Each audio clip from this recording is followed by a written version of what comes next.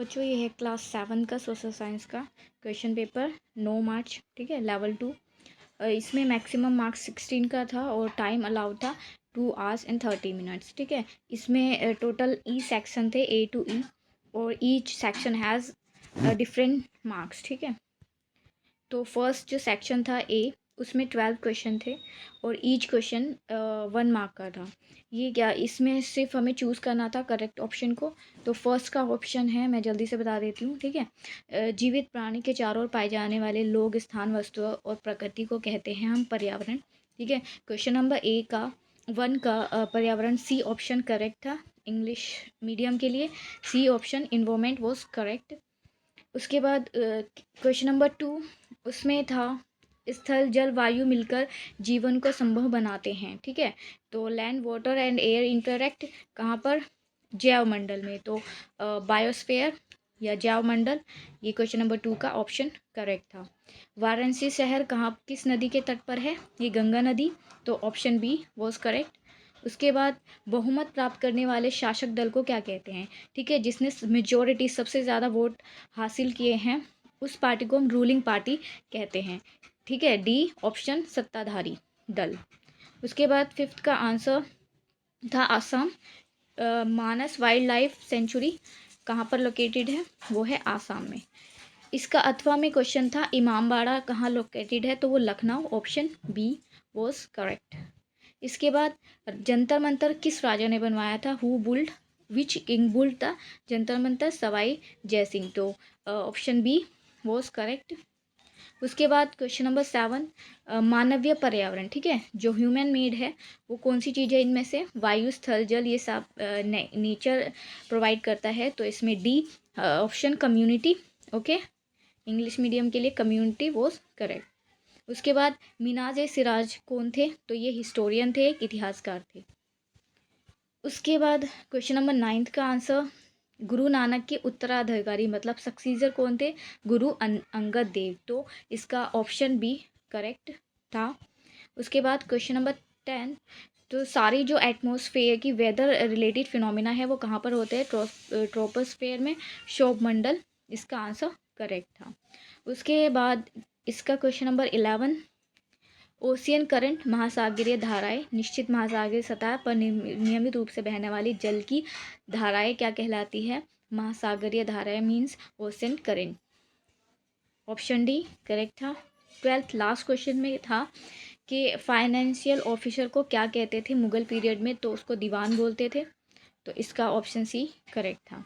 इसके बाद हमें शॉर्ट आंसर देने हैं इन क्वेश्चन सेक्शन बी में, और ये ईच क्वेश्चन 3 मार्क्स का है, जिसमें से हमें 4 क्वेश्चन करने हैं, ठीक है। तो ये मैंने शॉर्ट में लिखा है कि जो संत कबीर के उपदेशों में से हमें कौन से पसंद आए, तो ये 2 लिख सकते हो, एक तो सेक्युलर वैल्यूज़ और हिंदू मुस्लिम यूनिटी, मतलब हिंदू मुस्लिम की एकता और सबको साथ मिलकर रहने की जो वैल्यू है उनकी, वो मुझे बहुत पसंद आई है, ठीक है। और वाई, ठीक है, इसमें वाई में आप ये लिख सकते हो क्यों, क्योंकि इससे देश में शांति बनी रहती है, आपस में भाईचारा और प्यार बढ़ता है, ठीक है। अब यहाँ पर डिफरेंट टाइप ऑफ विंड को बताना था हमें, पवनों के प्रकार बताने। तो कई सारे प्रकार होते हैं पवनों के, जैसे परमानेंट विंड मतलब स्थायी पवन, व्यापारिक पवने, या फिर किसी दिशा से आने वाली जैसे पश्चिमी या पूर्वी पवने। तो ये बहुत सारी पवने हैं, ये मेरे चैनल पे वर्कशीट 18 है, वो सारी इसी से रिलेटेड है, ठीक है। इसका जो ये क्वेश्चन है तापन तथा अतपन में क्या अंतर है, ये भी वर्कशीट नंबर 18 मेरे चैनल पे है, तो वहाँ से इसका आंसर जाकर देख सकते हो। क्वेश्चन नंबर 4 में हमें खाली स्थान को भरना था, फिलअप्स करने थे। तो पहले नयनसार संत शिव, ठीक है, तो फर्स्ट में शिव आना था। जयदेव ने किसकी रचना की थी, तो ये थी गीता गोविंदा। और उसके बाद जो थर्ड था, गुरु नानक कहाँ पर बोर्न हुए थे, वो तलवाड़ी में, ओके। 5th क्वेश्चन क्या है, हमारे जो संविधान में है इस्टेब्लिश कुछ प्रोविज़न है इक्वालिटी को लेकर, वो हमें इसमें बताने थे। तो कहाँ कहाँ बताया गया है कि हम सभी लोगों के बीच इक्वालिटी है, वो कहाँ है, ओके।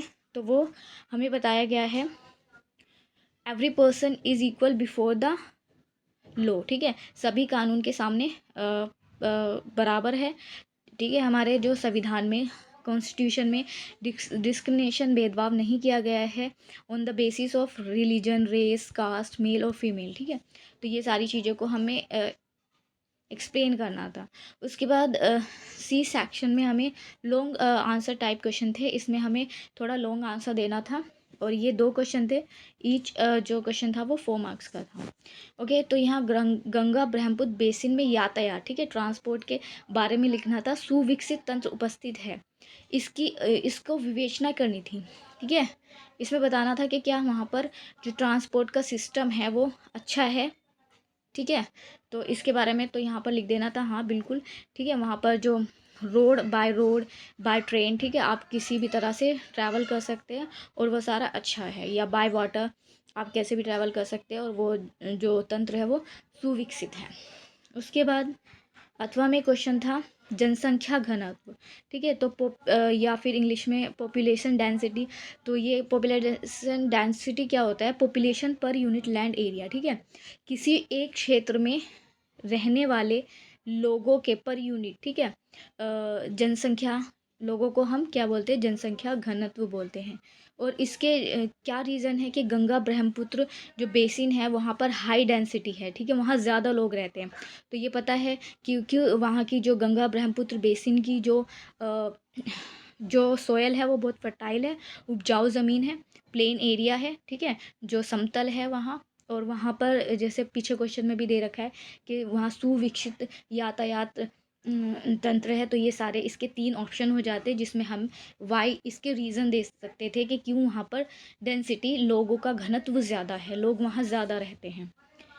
क्वेश्चन नंबर 7 था, एक खिलौना आप मॉल से ख़रीदते हो और एक खिलौना आप साप्ताहिक बाज़ार, मतलब जो हमारे आसपास में वीकली मार्केट लगती है वहाँ से ख़रीदते हैं। तो जो मॉल में से ख़रीदते हैं हम टॉय, जो खिलौना हम मॉल से ख़रीदते हैं वो महंगा क्यों होता है? फर्स्ट ऑफ ऑल वो ब्रांडेड होता है, ठीक है। और जो मॉल में जो शॉप्स होती है ना वो परमानेंट होती है, और वहाँ का जो मॉल का जो रेंट होता है वो बहुत हाई होता है। तो क्या होता है, जो शॉपकीपर है उसको वो हाई रेंट देना पड़ता है, और वो सारी चीज़ें कहाँ से निकालता है? वो जो चीज़ें वो बेच रहा है उसको जो उसका प्राइस है वो उसको हाई करके वो अपना रेंट और इलेक्ट्रिसिटी सब कुछ, क्योंकि वो फैसिलिटीज़ जो मॉल की शॉप्स है वो हमें फैसिलिटीज़ ज़्यादा देती है, तो वो सारे वहाँ से निकालता है। जबकि साप्ताहिक बाज़ार में ऐसा कुछ नहीं होता है, क्योंकि वहाँ पर परमानेंट शॉप्स नहीं होती है, उनको कोई रेंट नहीं देना पड़ता है, वो हमें फैसिलिटीज़ इतनी नहीं दे पाते हैं। तो ये इसको हमें एक्सप्लेन करना था इस तरह से। उसके बाद क्वेश्चन नंबर 8 से 11 में हमें क्या दे रखे हैं? सोर्स बेस्ड क्वेश्चन है, मतलब एक पैराग्राफ दे रखा है उसमें से हमें आंसर करने हैं। तो ये भी बहुत इजी है, ये सारा पढ़ लेना है। उसके बाद इसका जो फर्स्ट का करेक्ट ऑप्शन था बी, अफसान मंसूरी कितने साल की थी? उसके बाद वो कहाँ तक पहुँची थी? वो नागपाड़ा बास्केटबॉल एसोसिएशन तक पहुँची थी। और इसका थर्ड क्वेश्चन, उसने अपने 5 लड़कियों को कैसे प्रभावित किया? तो कैसे प्रभावित किया? एक अच्छी फुटबॉल प्लेयर बनकर उसने उनको प्रभावित किया। तो इंग्लिश मीडियम के लिए बी ऑप्शन, सी, ठीक है। और लास्ट इसका by becoming a good basketball player, ठीक है। ये इसके क्वेश्चन नंबर 9 और 11 में भी सेम एक हमें पैराग्राफ दे रखा है, अनुच्छेद दे रखा है, और फिर हमें इसमें से आंसर चूज़ करने थे। समाज में लड़के और लड़कियों के बीच भेदभाव कैसा होता है? ठीक है, जब हम मेल और फीमेल मतलब लड़का और लड़की में भेदभाव करते हैं तो उसको लिंग भेद कहते हैं। खाना पकाने में निपुण, ये जो सेंटेंस है ये मोस्टली लड़कियों के लिए यूज़ किया जाता है, तो इसका बी ऑप्शन करेक्ट है।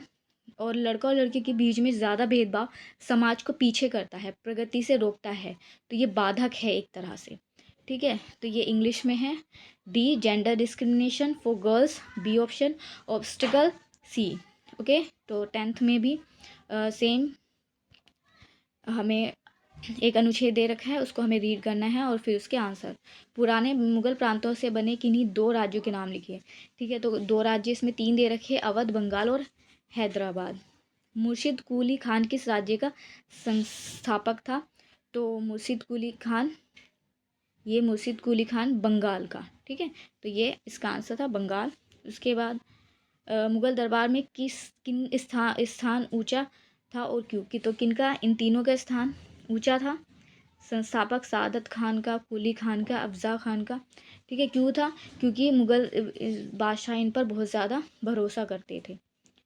ठीक है, तो ये सारा यहाँ पर, यहाँ से यहाँ तक फर्स्ट का आंसर था, और यहाँ से यहाँ तक थर्ड का आंसर था, और सेकंड का आंसर बंगाल था। इसके बाद 11th क्वेश्चन में भी, इसमें 11th क्वेश्चन नहीं है, 11th क्वेश्चन में भी हमें ऑब्जेक्टिव क्वेश्चन थे। फिर उसके बाद 12th क्वेश्चन में हमें इन सारे चीज़ों को मैप में फिल करना था। ठीक है, तो ये मैप है, ये मैप में मालवा है, गुजरात है, अवध है। ठीक है, अवध उत्तर प्रदेश में है, ये बंगाल है, और ये हैदराबाद है। उसके बाद था विजुअली इम्पेयर्ड स्टूडेंट के लिए क्वेश्चन नंबर 12 था, 12.1 में निज़ाम अल मुल्क इसका आंसर था। Founder of state Hyderabad in 18th century, वे was the capital of Maratha kingdom. ठीक है, मराठा किंगडम की कैपिटल पुणे थी। उसके बाद हु रोट द अकबरनामा, किसने लिखा था? अबुल फजल ने। उसका last question 12.4, in which you Nadir Shah looted Delhi. ठीक है, किस ईयर में नादिर शाह ने दिल्ली को लूटा था? 1739। और हु वॉज बाजी राव फर्स्ट, बाजी राव फर्स्ट कौन थे? तो उनका नाम था, पेशावा के नाम से भी जाना जाता था, बाजी राव बल्लार। तो दिस इज़ ऑल। ठीक है, ये पूरा क्वेश्चन था, क्वेश्चन पेपर था आज का, जिसके मैंने ऑलमोस्ट सभी क्वेश्चन कवर कर दिए हैं।